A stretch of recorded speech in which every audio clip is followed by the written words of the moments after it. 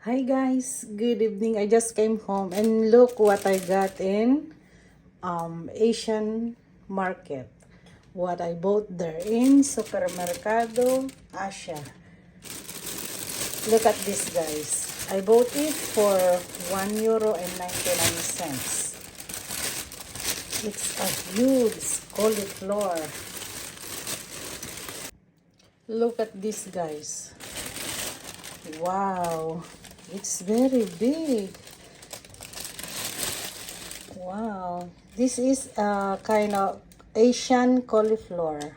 Unlike here, the cauliflower here is a little bit hard, guys. This one is from Asia. Look, it's very big. It's like a bouquet, guys. You see that? Very big. Oh, more than. Oh, ang laki. Grabe. Tingnan nyo, oh. Super. Oh, for only €1.99. A big bouquet of cauliflower. I will stir fry it with meat and cabbage.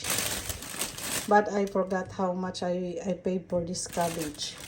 But this one, you can buy this per piece, not per kilo, guys. So I bought this for €1.99.